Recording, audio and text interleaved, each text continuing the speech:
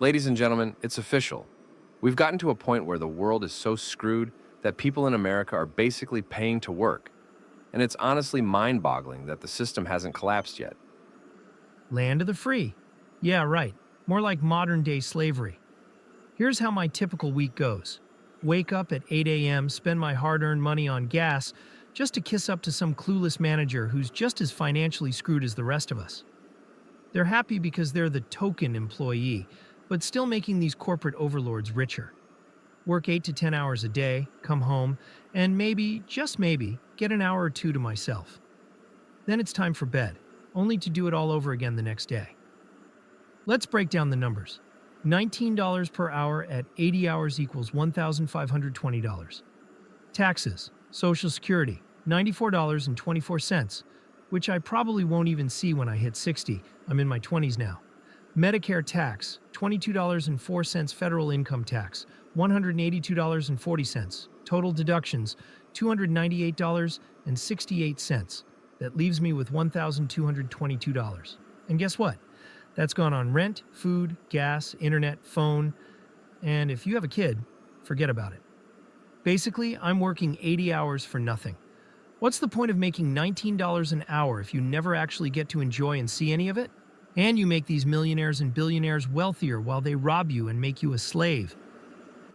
This Reddit post is 1,000% accurate, and yet another example of how Gen Z is so smart for seeing through this bullshit. The only disagreement I have is that this post actually didn't take it far enough. It's actually even worse than this post suggests, and here's why. Rent and car expenses are two things that are indirectly work-related expenses, when you think about it. Everyone knows in America you need a car to get to work. People won't hire you at all if you don't have a car.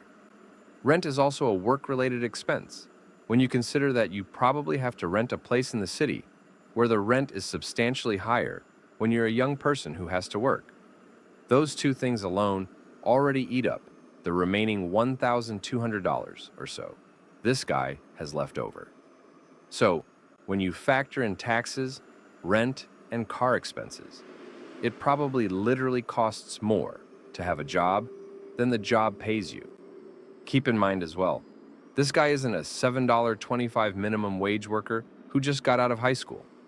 He's a 27-year-old who's making $20 an hour, meaning he likely has some skills and experience.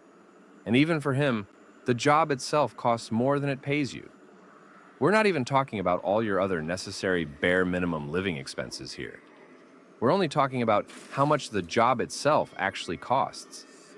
Is it any wonder why young people don't want to work?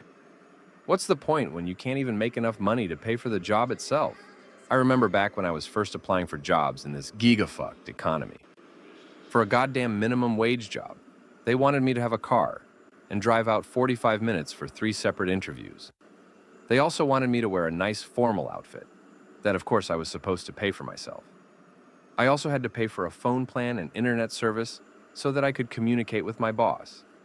I remember calculating that it would cost me around $3,000 total just to apply for a job that paid $7 an hour. When you do the math and divide 3,000 by 7, I would have had to work 428 hours, or 10 and a half weeks, just to pay back what it cost me to get the job. At that point, I just said, fuck this, took the $3,000 and booked a one-way ticket out of the country. And I encourage all you to do the same, or find some other way to check out of society, which you can check out our Check Out of Society tier list video for. With how much they screwed over our futures, they don't deserve our work or contributions. We all know that modern corporations pay such dog-shit wages that you barely make enough for basic food and shelter. This is why Gen Z refuses to work. But wait, it gets worse. It's actually gotten to a point where the crap wages these companies pay you not only don't pay enough to cover your basic living expenses, they don't even pay you enough to cover the costs of the job itself. Let's be very clear about something. Having a job is not free. You have to pay for gas to get to the job. You have to have a car. You'll likely have to pay higher rent prices to be in the city. Oh, and let's not forget about American health insurance prices either. You'll definitely need that, given all the health problems work-related stress causes. Let's do a detailed breakdown to see if the dog-shit wages of modern jobs can even pay for the job itself. Half of American workers now make under $41,000 a year. That comes out to $3,400 a month. Given median rent is $1,978 and used car payment is $528, that leaves precisely $894 for everything else: food, utilities, medical insurance, etc. So let's break this down. The first major job-related expense you have to pay is taxes. The tax bracket on the average salary of $41,000 a year or $3,400 a month is 12%. Subtract taxes and you're already down to $2,992 per month. This, by the way, is only federal income tax. It doesn't include state income tax, sales tax, Social Security tax, or any of the other taxes you have to pay. And by the way, you're paying Social Security tax even though Social Security itself probably won't even be around by the time Gen Z is 65. It's hard to calculate exact tax percentages because this will depend on a lot of factors. But let's just say you're down to $2,700 after all taxes, which is being very generous. The next major work-related expense you're going to have to pay is health insurance. Let's face it, most of these garbage modern corporations won't include healthcare benefits, especially for younger Gen Z workers. Some would argue that this isn't a work-related expense, but I would strongly disagree. As someone who traveled the world, lived off investments, and never worked in my life, I've almost never encountered health issues, while all my friends who work a traditional 9-to-5 are extremely unhealthy. I realize this is anecdotal, so if you're one of those people who needs empirical data, here are countless different studies proving all the negative health consequences of work-related stress. The average health insurance premium in the US is $477, which is insanity. As someone who moved to a foreign country with free health care, that's literally over half of my total monthly living expenses. Anyways, after health insurance, we're now down to $2,223 per month. In the tweet, it was mentioned that median car payments are $528 per month. And this is absolutely a work-related expense. Not only do you need a car to get to work, most companies will not hire you without one. You're also going to have to pay gas and insurance, which costs on average $196 and $177 respectively per month. So now we're down to $1,850 per month. Now remember in the beginning when we established that median rent is $1,978 per month? Well, subtract 1978 from the 1850 we have left, and we're already well under zero. And we've already arrived at a point where, yes, job-related expenses actually cost more than the job itself actually pays you. You might be thinking, what, rent is a work-related expense? Absolutely, and here's why. You have to live somewhere and have an address to even apply for a job. Not only this, but all the jobs that even pay the $41,000 salary we base this video off of are going to be in cities where the rent is substantially higher. If you're not living in the city, your salary is going to be way lower, meaning you're definitely going to be paying to work. In fact, if you don't work, you can even move abroad to foreign countries where rent can be as low as $300 a month. This is why Gen Z refuses to work as they absolutely should. Not only does the job not pay for your basic living expenses, it doesn't even pay for the cost of the job itself anymore. What's the point of working 8 hours a day for something that not only doesn't pay you, but doesn't even pay for itself? Thankfully, these days with the internet and modern technology, there are plenty of ways to check out of society, make a decent income online, and live without having to work. If you're curious as to how to do that, you can check out this video right here. We live in a very expensive area of the country. This job would not pay you enough to support you in an apartment. Do you have family here or people you could live with? What would you do if you moved here and it did not work out? This is not a comedy. This is not a meme generated for views and clicks. This is actually a real email a Redditor received from a company in response to a job application he sent.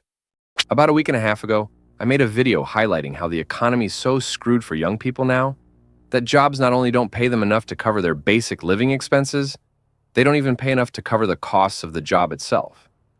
That's right, most jobs these days now literally cost more than they pay.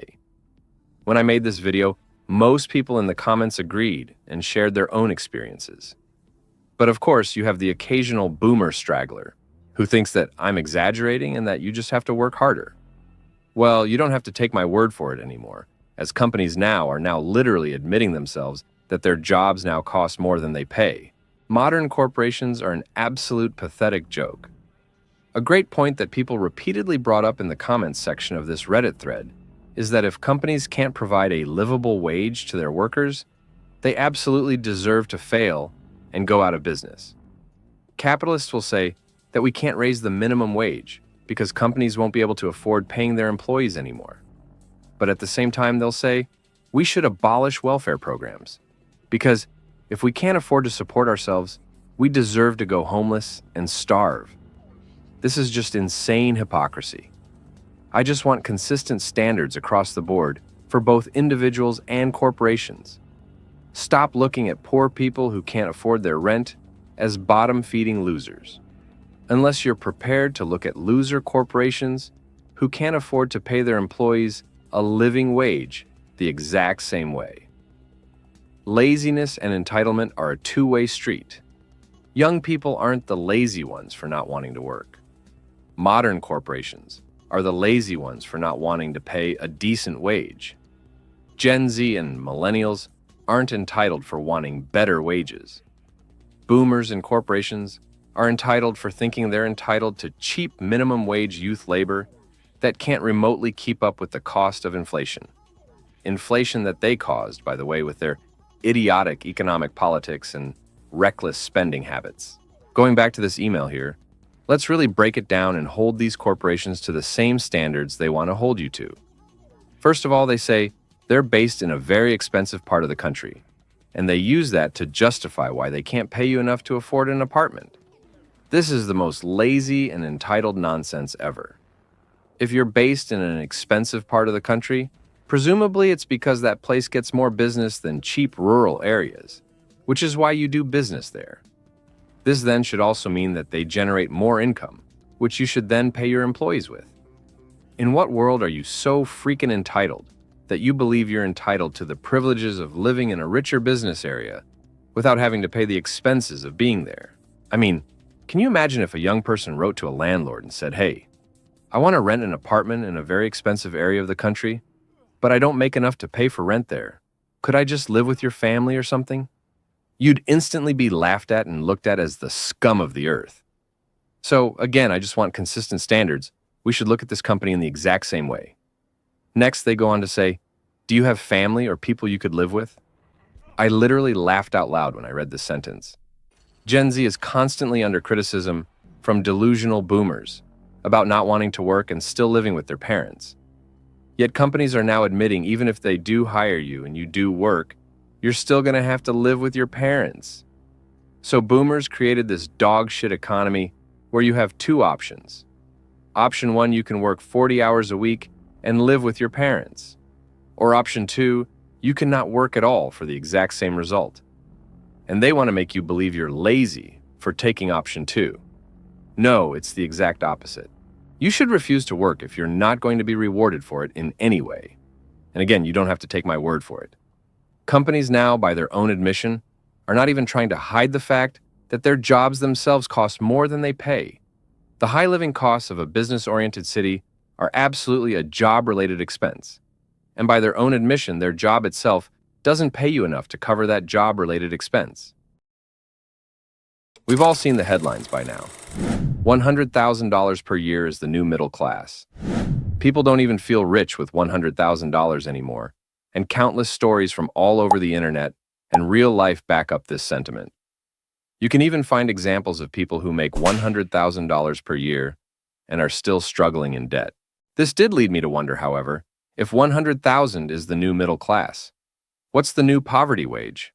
So I did some research, and as it turns out, the results are both shocking and depressing. Those of you making under $60,000, are you okay? This post blew up on the Millennials subreddit, recently amassing over 10,000 upvotes. The guy proceeds to explain, I am barely able to survive off of a livable wage now. I don't even have a car because I live in a walkable area. My bills, food, Netflix, mortgage, house insurance, health insurance, one credit card. I'm food prepping more than ever. I have literally listed every single item we use in our home on Excel and have the prices listed for every store. I even regularly update it. I had more spending money 5 years ago when I made much less. What? The frick. This is just insane. You have here a guy who's making what was considered a middle-class income not too long ago. He's clearly not some extravagant spender as boomers would like for you to believe. He's pinching every penny, meal prepping to save money on food, even tracking every last purchase he makes on a spreadsheet. He's not even driving, which I was unaware walkable cities even existed in America, but that's actually a benefit that 99% of Americans don't have. This guy deserves to live a comfortable, decent middle-class life. This shouldn't even be a remotely controversial opinion to have. Spare me all the BS of he just needs to work harder, he needs to acquire another skill. There just isn't enough market supply and demand for him. Listen, if society depends on a market and an economic system where over 90% of decent, honest people are struggling to get by, where the only people who succeed are the biggest liars, cheaters, scammers, and sociopaths, then your society and economic system deserves to collapse and fail, not 90% of the people living in it. Then, there just isn't enough market demand for your garbage economy and joke of a society to keep running. Now, to be fair, we don't know this guy's exact salary. Based on the title of his post, we could deduce it's slightly under $60,000, but we don't know for sure, as he didn't specify it. But there were many people in the comments who did, and this is where things get insanely dark and dystopian. I just got a raise, and I make $42,000. No, I am not okay, but I'm making it. I'm really glad I paid attention when my grandmother taught me to garden and can. Was also making $42,000 for a while and was living paycheck to paycheck. Now I make even less because I decided to go back to school so I can get a master's degree and make more money one day. Unfortunately, to do this, I had to give up my old job, and I am surviving now thanks to Medicaid, SNAP, food pantries, etc. But I'm behind on all of my bills and have to deal with collectors constantly calling me and threatening to garnish my wages. God bless America. Mind if I ask you to elaborate on the gardening and canning? What sorts of food do you grow and can? Lots of stuff. I make wine from what fruit we can't eat, can, or freeze. I dry the herbs. I also go hunting during deer season. I would fish, but I wouldn't trust anything that came out of the rivers in my area. I don't really like red meat anyway, so it's mostly veggies. That sounds cool, but also sounds like a history book excerpt from the Great Depression. My grandmother lived through it and learned all of these skills from her mother. So I figured if it worked for them, it would work for me. It's not the do-all problem solver, though. There are a lot of modern problems that can't be solved the way they did it. Probably because no matter how bad it gets, the US government will never term another economic downturn a depression again. They will always be called recessions, no matter how dire. This guy actually makes a very interesting point here. Here's a quick fact you probably didn't know about the Great Depression. It was obviously a very difficult time where it was damn near impossible to get a job and money was hard to come by. But did you know that unlike today, if you did somehow find a way to come by even a little bit of money, it would go a long, long way. According to this article from Newsweek, a new house had a price tag of $3,900, which sounds attainable given that the average income was $1,731 per year. A new set of wheels would set you back $860. A movie ticket was just 25 cents, gas was 10 cents per gallon, and a postage stamp was 3 cents. Sugar cost 59 cents for 10 pounds, vitamin D milk was 50 cents a gallon, ground coffee cost 39 cents per pound, bacon was 3 cents per pound, and eggs were 18 cents a dozen. Now, as shockingly low as these prices are compared to today, this next example I'm about to show you blows all of those out of the water. How much do you think a yearly tuition cost at Harvard in the Great Depression era? For reference, it costs about $83.5 thousand today. Maybe you'd guess it was 10 times cheaper, say $8,000 per year. That would still be an incredible dream by today's standard. But you would be wrong. Way, way wrong. Not even in the same galaxy. So let's take an exponentially bigger guess and say it was 100 times cheaper at $800 per year. That's literally half the price of monthly rent today for a year-long Harvard tuition. But even if you guessed it was 100 times cheaper, you'd still be off by quite a bit. Harvard tuition for an entire year back then cost a stunning $420. That's right. What you currently have to pay for about a week's worth of rent today would have got you an entire year's worth of the best Ivy League education in the Great Depression era. When you look at it from this perspective, life is actually harder now in many ways. The key trademark of the Great Depression that made it such a historically difficult time was how hard it was to find work back then. But at least if you were one of the lucky few that found work, the money you made would go a long way. Today, it's still impossibly difficult to find work. But even if you are one of the lucky few that somehow manages to land a $50,000 middle-class job, you're still going to struggle to live paycheck to paycheck. The writing is on the wall at this point that America is screwed. But one potential solution to save yourself is to just leave America, which is exactly what I did 10 years ago, despite only having $2,000 saved up. You can check out the story of how I did that in this video right here.